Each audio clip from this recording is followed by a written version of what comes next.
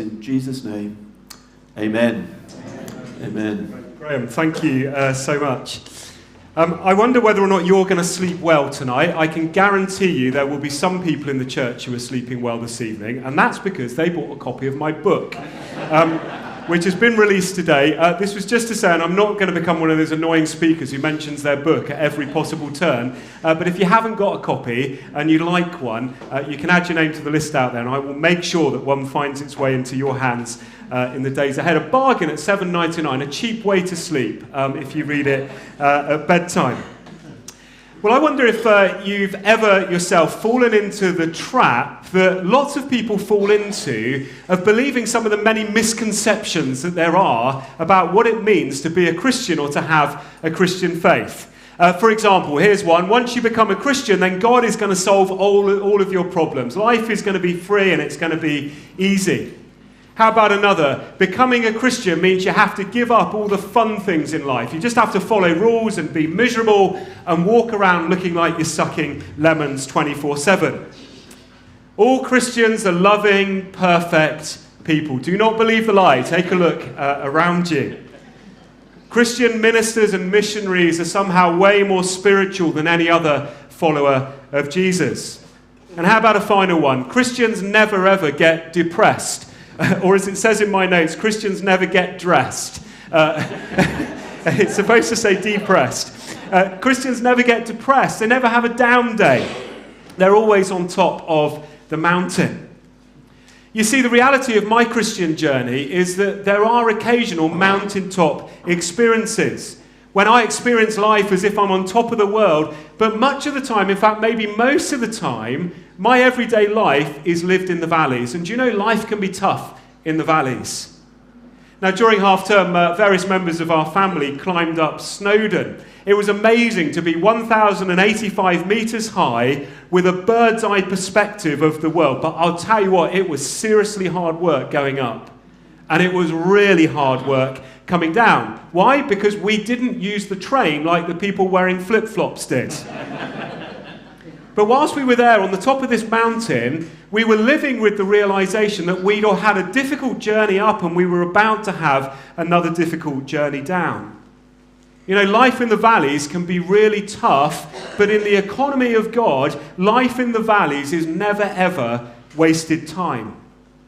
There's an old Arabic parable that says something like this: all sunshine and no rain makes a desert. All sunshine and no rain makes a desert. And what this parable seems to say is if we never have any difficult days, dark days, gloomy days, cloudy days, rainy days in life, then actually we're just going to end up really dried up. You see, the reality of my life, and I guess this is true of yours, is my life is a mixture of pain and pleasure. It's a mixture of victory and defeat, of success and failure, of mountaintops but too of valleys. And you know what I've discovered is it takes all of these things, the good things and the bad things, to make a mature person. And we've been taking a bit of a journey through Psalm 23 over the last 3 or 4 weeks. And this morning we're going to look at what God has to say about some of these dark valleys that we experience in life. Let me read Psalm 23 to you. It's going to become really familiar to you if it isn't already. The Lord is my shepherd, I lack nothing, David says. He makes me lie down in green pastures. He leads me beside quiet waters. He refreshes my soul. He guides me along the right paths for his name's sake. Here's our verses for today. Even though I walk through the darkest valley, I will fear no evil, for you are with me, your rod and your staff, they comfort me. You prepare a table before me in the presence of my enemies. You anoint my head with oil, my cup, it overflows. Surely your goodness and your love will follow me all the days of my life, and I will dwell in the house of the Lord forever. Now in Israel there is a real valley which is called the shadow of death. It's a steep, deep, narrow canyon. If you put 1 foot wrong in this canyon, you are a goner. The sun only hits the bottom of the canyon at noon when the sun is up above it. Otherwise, the rest of the time, this canyon is in the dark and it is literally deathly. Now, David, who wrote Psalm 23, was a shepherd, and almost certainly at some point during his childhood or in his shepherding career, he would have journeyed through this shadow of the valley of death, or the valley of the shadow of death. as he was going about his shepherding business or travelling from one place to another. And as we open up this psalm today, David is applying this valley to his life experience. And he's able to say, even in my darkest valleys, even in my darkest days, God is there. Even though I walk through the valley of the shadow of death, I will fear no evil, for you are with me, your rod and your staff, they bring comfort to me. Now, this morning I want to share with you 5 really quick facts about valleys that I would encourage you to remember. And then after that, I'm going to share 3 biblical truths. Now, I know what you're thinking. That sounds like an 8-point sermon. It is. They're really quick. Tough times, valleys. The first thing to notice is this. Valleys are unavoidable. Do you know, valleys are going to happen in our lives, so we may as well prepare ourselves for those tough times. And maybe even as I'm speaking this morning, you're just coming out of a valley. Perhaps you find yourself in the middle of a valley right now. Even if that's not true of you, you better prepare yourself, because I can guarantee you a valley, a tough time, at some point is coming. After every mountaintop, there is a valley. Now, Jesus was really realistic about all this, wasn't he? If you read John chapter 16, he says this, in the world, you will have trouble. It's almost like it's a promise. It's not a matter of if you have trouble, but when trouble happens to you. Difficulty, disappointment, discouragement is going to be part of our life experience this side of heaven. One day everything will be fine, but this side of heaven, it can be tough. Life does bring our way suffering and sorrow and sickness, frustration, failure, fatigue. Valleys are an inevitable part of our living, so we shouldn't be surprised when they come our way. But second thing to note is that valleys are unpredictable. Do you know the worst thing about a valley is although we know they're ahead of us, we don't always know exactly when they're coming, and we don't plan for them and we don't schedule them in to our diaries. Now, for most of us, that's bad news because we literally live our lives by the clock. But valleys, when they come, are unexpected. They normally come at the worst possible time when you don't have time to deal with them or when you're unprepared. I mean, when was the last time you thought, thank goodness I had a flat tire at this moment in my life? When was the last time you locked yourself out of the house and thought, oh, that's such a convenient moment to lock myself out, I'm so grateful? Or when was the last time you had a really perfectly timed argument with a loved one? You see, there is no such thing as a good time for valleys in life. And I know this is the reality for some of us. It takes a phone call, a letter, a routine checkup with a doctor, a freak accident, and suddenly you find yourself in a valley. Tragedy can come so quickly and it just steals everything that you've been hoping for. Now, there's an Old Testament prophet called Jeremiah, and he rather gloomily has said something very similar in Jeremiah chapter 4. He says, disaster follows disaster. It's really life-bringing stuff, this, isn't it? Disaster follows disaster. In an instant, my tents are destroyed. My shelter falls in a moment. What's he saying there? He's saying, look, valleys are unpredictable. But thirdly, valleys are indiscriminate. Do you know, I've never met anyone yet, and I'd love to, met anyone who is immune to hardship or pain or sorrow. I know it might seem like some people are just kind of skipping through life, but the reality is no one gets to journey through life problem-free. And here's something that's worth reminding ourselves. Problems, trials, difficulties, disturbances, downtimes, depressions do not mean in any way, shape or form that you are a bad person. They simply confirm that you are a person. A person living in the real world, in the world that is not bubble-wrapped. You know, the Bible is incredibly clear that good things happen to bad people and bad things happen to good people. Valleys really don't care how good or bad you are. They are utterly undiscriminating. Now, I bet at this moment you're thinking, I'm so pleased I took the effort to go to church this morning so I can hear this cheery sermon about valleys being unavoidable and unpredictable and undiscriminating. Well, the next 2 points are good news, so cling on to them. You see, if you're going through a valley experience right now and life is tough, would you know today that there will be an end to that valley experience? Valleys are not unrelenting. Valleys do not last. They're not our permanent location. I wonder if you notice what David said in that psalm. He says, even though I walk through the valley, he uses the word through. A valley is not a place where we spend our entire lives. It's something that we go through, but it is through. Maybe it's a circumstance, a situation that you're facing right now. I wonder if you found yourself in a valley. It can seem like a dead end, but it's never a dead end. It's a thing that you travel through. Perhaps a more helpful metaphor for us is to think of a tunnel. There's a clear beginning, a clear end, and as you journey through that tunnel, the light begins to appear, and at some point you emerge back in the light. Valleys are not forever. And here's the next bit of good news. Valleys are not wasted time either. Fifthly, valleys are not unpurposeful. Now, although our experiences can be really hard, the Bible assures us that God has a reason for taking us through the valleys and through the difficult times, even if he doesn't cause them. We may well enjoy God on the mountaintops, but we really get to know him intimately in the valleys. Whether it's doubt or depression, despair, discouragement, defeat, God always has a purpose behind that, and God will always use that circumstances for his good. In 1 Peter chapter 1, verse 6, it says, "At this present time, you may be temporarily harassed by all kinds of trials." Temporarily is the key word there. They're not going to last forever. You're going to go through. They might be financial valleys or relational valleys, emotional valleys, health valleys, all kinds of different trials, even persecution, which is what Peter's speaking of here. But he says it's temporary. There will come an end. In fact, Peter goes on to say in verse 7 of that same chapter, this is no accident that all of this is happening, that you're being allowed to go through this because it's proving your faith. Somebody shared with me earlier this week this sentence, and I've been really wrestling with it, trying to discern whether I actually agree with it, and I think I do. It says this: a faith that's not being tested cannot be trusted. A faith that has not been tested cannot be trusted. Now, of course, we'd all rather avoid the valleys of life, wouldn't we? But God can and does use them, even if he doesn't cause them, to build and strengthen our faith and our trust in him. Now, I would way prefer that I live my life on the mountaintops, but my faith is rarely built on the mountaintops. True faith, deep faith, is built in the valleys of life.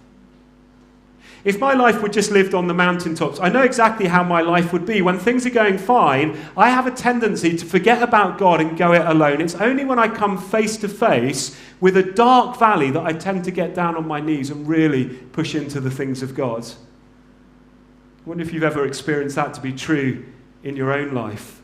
You see, that's where our faith is tested and it's proved, not in the good times necessarily, but especially in the valleys. Do you know, here's something that's really hard to hear, but I found it to be true in my own life. God is far more interested in your character than he is in your comfort or your convenience. God's goal is not to make life comfortable for us, but actually he wants to build our character. God is way more concerned about our holiness than he is about our happiness, because his goal actually is to make all of us more like his son, Jesus. And if he's going to make us like Christ, then we quite literally are going to have to live lives which maybe replicate something of what Jesus went through in his life. Jesus was never exempt from suffering. Jesus was somebody who experienced loneliness. Jesus was somebody who was tempted. Jesus was tested, misunderstood, maligned, and criticized unjustly. He knows what it is to suffer. That's the nature of our Savior. God's desire for us, even as we go through the tough things, is to be shaped more into the likeness of his Son, even as we go through the valleys. So I guess all that leaves us with a question. If valleys are, as I've suggested, unavoidable, unpredictable, and undiscriminating, what do we do when we're going through these dark alleys? Well, in Psalm 23, David says three things. He says, "I will fear no evil, for you are with me, and your rod and your staff, they comfort me." Now, last week, I was at a skate park in New Milton. If you've ever been to the skate park, I wasn't skating, I hasten to add. I took the children to the park next door.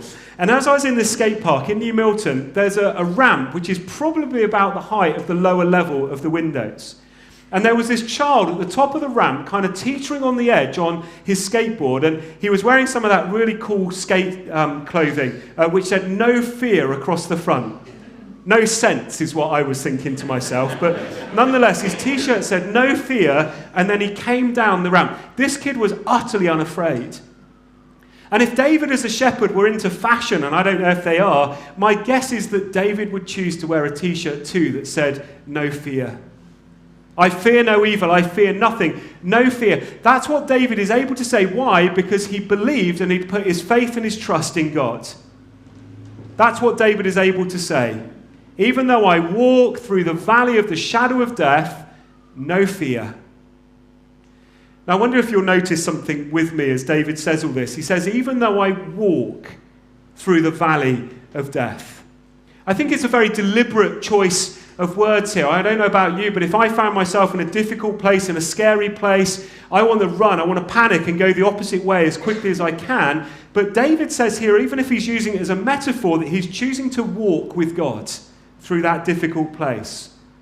And as I think of walking, I think of moving calmly and deliberately, without panic and without hurry. And in a sense, I think here, David's choice of words implies a choice. It implies a decision to walk and to not be afraid. I wonder this morning if you find yourself feeling discouraged or despondent about something. And I ask this as a question. I don't make it as a statement of fact. I just ask the question, is it possible at all that we've chosen to be discouraged? You know, I know from my own personal experience, and I think this has been true of the week that's just been for me, that my feelings can bring about my sense of discouragement when I allow something which is not going right to dominate my mind and to destroy the joy that God has promised for my life. Do you know what I mean? Sometimes in the tough things that we wrestle with, we end up making that the lens or the filter through which we view the whole of our life, even if other things are not necessarily quite so bad. Instead of keeping my eyes focused on God and all the positive things in life, I find it much easier to dwell on the negative. But when we dwell on the negative, it nearly always produces a feeling of discouragement. Now, without a doubt here, David has been through some dark times and some tough times, and I don't doubt for a second he's felt discouraged. But he seemed to know how important it was to maintain his focus on God's wider picture and not to allow one particular dark and temporary valley to utterly crush his spirit. Secondly, remember that God is with you. How do we do all of this in practice? How do we choose not to be discouraged? Well, Psalm 23 gives us the answer. By focusing on God's power and his promise of his presence rather than on your problem. I will fear no evil because you are with me, David says. Do you know, God never ever promised that we would never go through a valley, but what he has promised is that we will never go through that valley alone. We have a God who is God Emmanuel, God with us. When you find yourself in the valleys of your life, you need a power source that's way bigger than yourself. If you think you're going to make it through this life without a power source who's greater than yourself, then forget it. You're not going to make it. You're just going to do it on your own, and it won't be successful. Not one of us has sufficient power to handle all the things that will come our ways in life, but God does, and he promises to be with us.